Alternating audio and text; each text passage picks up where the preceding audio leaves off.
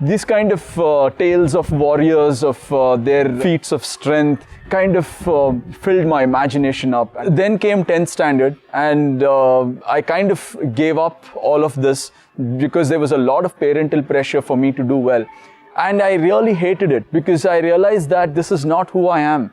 And that's when I actually made up my mind. I said, no matter what life throws my way, I am going to balance my life with everything. It does not matter if I'm not performing in, in studies or academics to the top level that I could be, but that's not who I am. It's you as an individual. Your passion could lie anywhere, and it's to devote that time to your passion every day in your life, and that's what keeps you alive. If your mind can think it, if your mind can imagine it, then your body will follow. What I cannot live with is not knowing that I could have done something and I admitted defeat before that. I'm Satish Rao. I'm an abundance crusader, vlogger, affiliate marketeer, and a direct marketeer. I am passionate about creating abundance in all areas of our lives. Our aspirations as mankind is growing. We have begun to question ourselves and are trying to delve deep within to understand ourselves and to grow from within. We want to operate out of a sense of purpose. We have realized that humans can alter their lives by altering the attitudes of mind. Here's an attempt to connect, share, get some of the successful people to open up, and in the process learn and find the best within us. An attempt to delve into their minds, thought process and attitudes, how they think, feel, operate, and what are the habits that make them who they are. In the process, accept ourselves with all our insecurities, vulnerabilities, fear, and work towards transforming ourselves and in making ourselves our better version for today and tomorrow. Anil Malgikar is a CEO and co-founder of a startup venture, Proctor Games. Anil is also known as a cycling salesman, a passionate individual, a thrill seeker, and a fitness enthusiast. In his own words, Anil says his personality could have taken up any career that required him to meet, interact, and make soulful connections with fellow human beings. A career in sales is how Anil began his journey and the means for him to express himself and to connect with people and their problems. Solving them and enabling them to succeed is one of the greatest gratifications that he seeks from his profession. However, a huge part of who Anil is also defined by his recreational profession, that of a fitness, personal trainer and nutritionist. Anil has helped people from all walks of life in achieving their fitness objectives.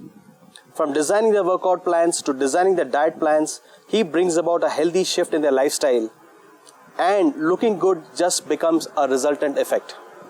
For Anil, life is an adventure with an attitude of today being an opportunity for him to be a better individual and to constantly grow. So Anil, welcome to the Abundance Show. Thank you so much, Satish. It's a real pleasure being here with you again.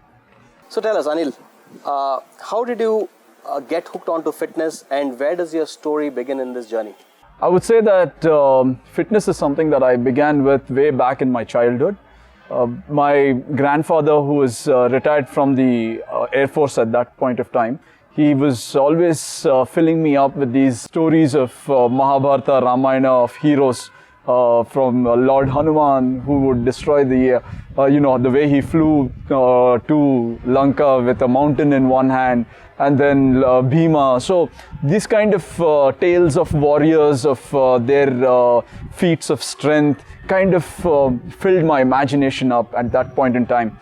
So I remember my mom was a teacher. She was going to school at that point of time, and I was still a little boy who was yet to begin school. So when I would accompany her to school, I would actually, the other teachers would ask me, what is this? And I would flex my hand and say, this is iron. And they would say, hey, but it feels like butter.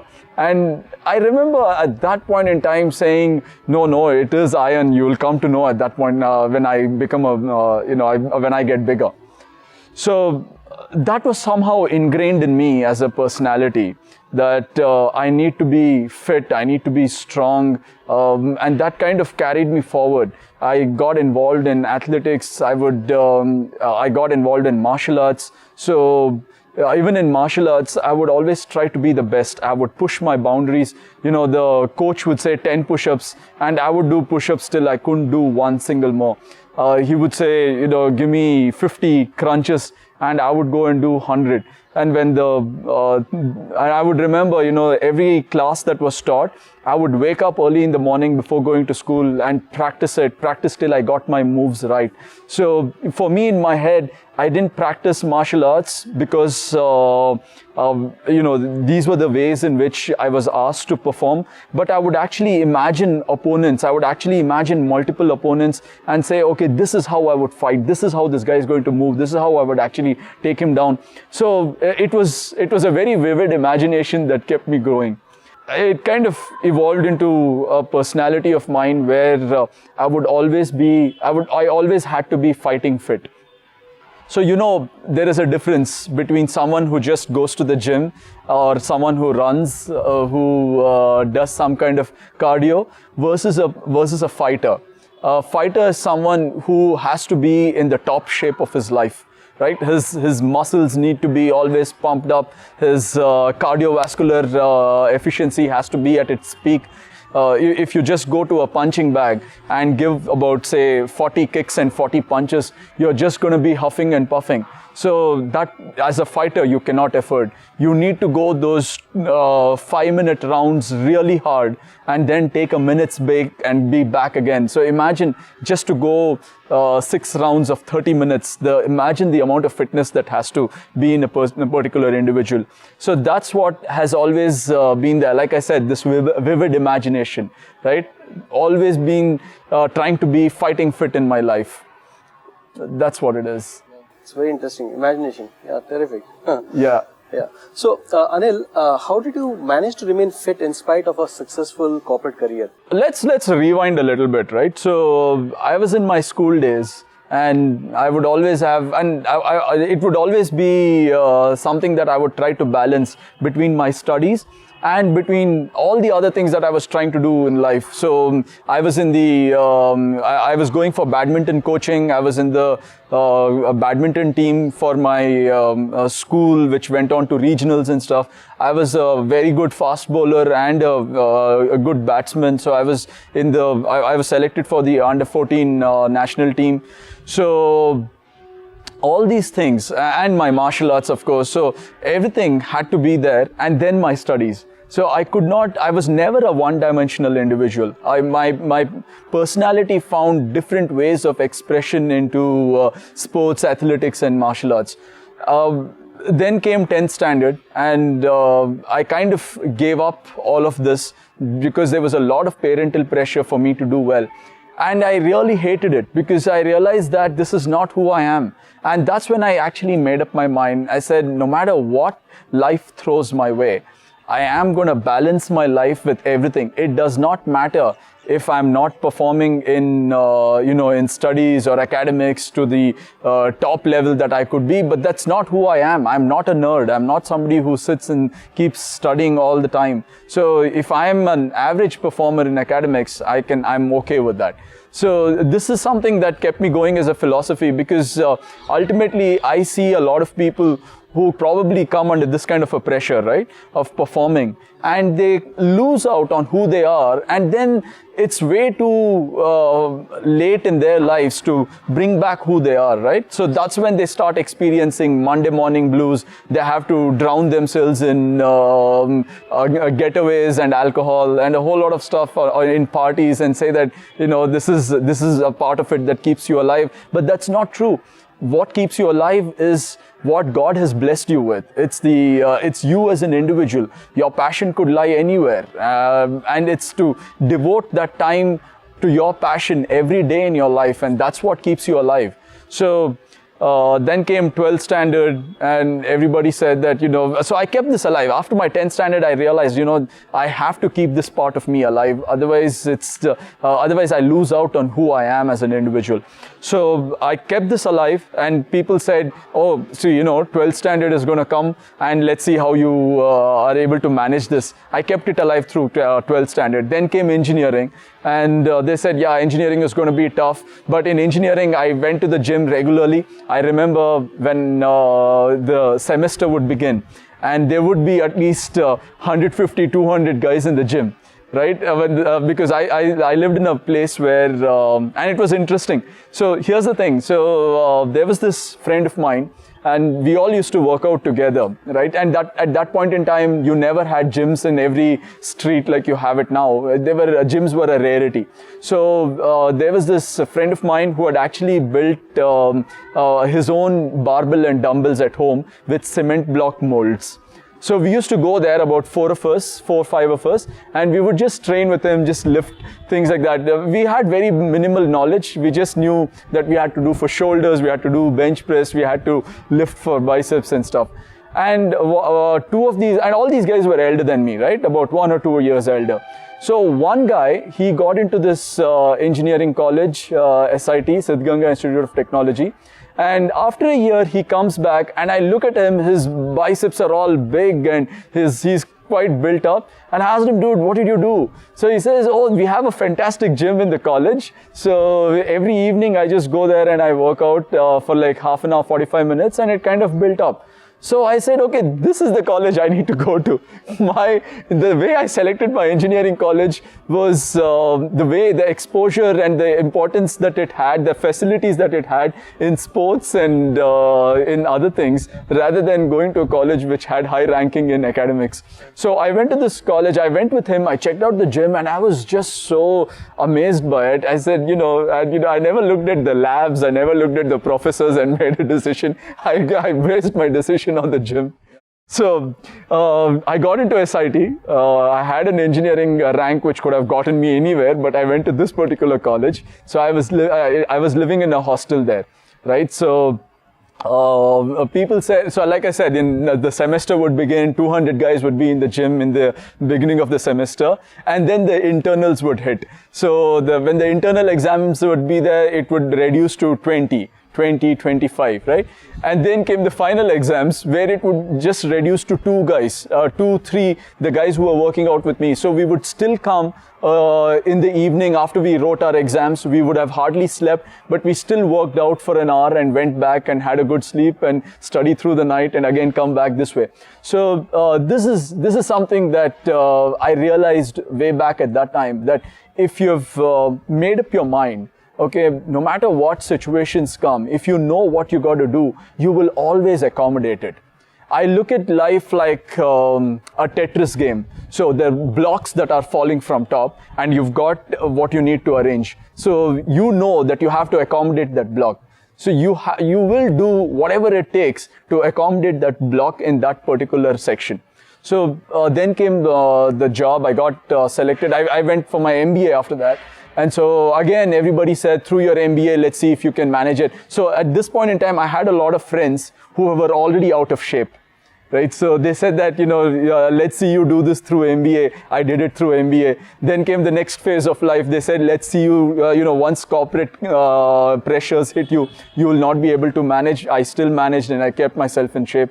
Then they said that, your marriage, once marriage hits you and family life takes over, then you'll forget about being in shape. I still was in shape. Then they said, let's see, once you have a kid and through a baby, there'll be additional family commitments and you'll just be out of shape. By this time, my friends were already having beer bellies, and they would always complain about how their life sucked, their job sucked and stuff like that. Now, a few of them also said how their marriage sucked. So I kept myself going through all this.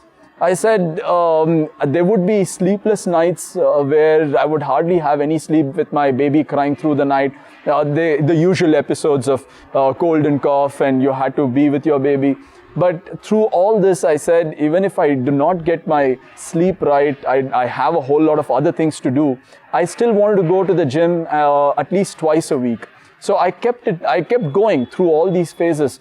And you see now, you look at me now, and I'm so proud of it because I can honestly say that I'm in the best shape of my life, right? So I've always been that way. How can you push yourself? And it's a whole lot of things to do with your mental attitude and your entire build of mind, which has to be so strong that it can power you through. If your mind can think it, if your mind can imagine it, then your body will follow. So it's amazing. I think one of the important points that I picked from here is that you're talking about childhood time when we tend to focus our kids' attention and our attention towards the kids' career in terms of academics. If you can balance everything, and you don't have to necessarily skew your attention to one aspect or one dimension of the child's growth. Oh, it's an amazing input. Yeah, that that is something that I'm actually trying to do with my own kid. He's like 4.5 years old. And I'm studying him. I'm trying to understand his personality, his interests. So my parents say that, hey, he's got a good voice. Why don't you put him in classical music? So I look at him, and I'm also telling him all these stories, and now he's got the Marvel superheroes. So this boy is all about saying, you know, I've shown him some of those Bruce Lee clips. So I've tried to show him the basic punches and kicks. And this guy goes by himself and he practices it. And he says, look how strong I'm becoming, look how high my kicks are going. And I know that his personality right now is going to, if I put him in martial arts, it's going to evolve in that way. So if he later on discovers music, then I'm going to make avenues for that. So as parents, the best thing that we can do is observe your kid, look at the way his personality is evolving, and open up avenues. And he himself would like to go for it, right? Instead of forcing him, saying that, you know, don't look at martial arts, go for classical music. He's not going to enjoy it at this point in time. If later on he develops the interest to probably learn an instrument or get into singing, then that's how, as parents, we need to open avenues for him to enable that, rather than force our views and opinions on the kid. True. Right? True. Makes sense. A lot of sense. Yeah. So Anil, tell me, how has your fitness journey evolved over the years? Has it been in the even keel, or it has been having ups and downs, or it's been something which has changed its directions itself? You see, nothing is constant, right? And that's true with anything that you're trying to do. So you always have your crests and troughs and ups and downs, and it's all about how you tide over it.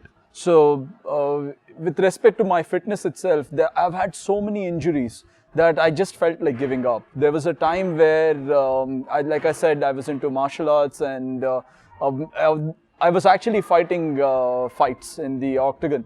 And at that point in time, I had a bicipital tear, I had a left shoulder tear, I had an ankle injury, and things were just not going right. And there was no part in my body at that point of time which I could work out for, and you know, my ankle injury was so bad that if I would even walk for like 10 minutes, it would start aching and it would just swell up.